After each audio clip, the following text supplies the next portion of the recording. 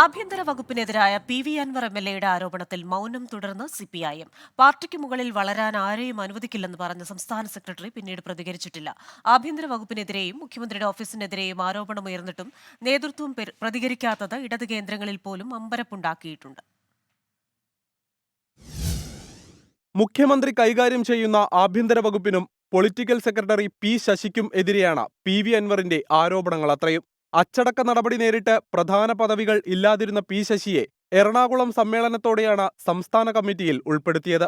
ഇതിനു പിന്നാലെ പുത്തലത്ത് ദിനേശനെ പൊളിറ്റിക്കൽ സെക്രട്ടറിയുടെ ചുമതലയിൽ നിന്ന് മാറ്റി പി ശശിയെ ആ സ്ഥാനത്തിരുത്തി.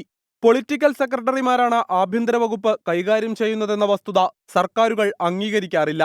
പക്ഷേ ആഭ്യന്തര വകുപ്പുമായി ബന്ധപ്പെട്ട വിഷയങ്ങളിൽ വിവാദമുണ്ടാകുമ്പോൾ പാർട്ടി നേതൃത്വത്തോട് മറുപടി പറയേണ്ടത് പൊളിറ്റിക്കൽ സെക്രട്ടറിയാണ്. ഇടതുമുന്നണിയുടെ എം.എൽ.എ ആയ പി.വി. അൻവർ ലക്ഷ്യം വെക്കുന്നത് പി ശശിയെയും ക്രമസമാധാന ചുമതലയുള്ള എ.ഡി.ജി.പി എം.ആർ. അജിത് കുമാറിനെയുമാണ്. അതീവ ഗൗരവത്തിലുള്ള ആരോപണങ്ങൾ ഉയർന്നുവന്നിട്ടും സിപിഐഎം നേതൃത്വം ഇതുവരെ പ്രതികരിച്ചിട്ടില്ല.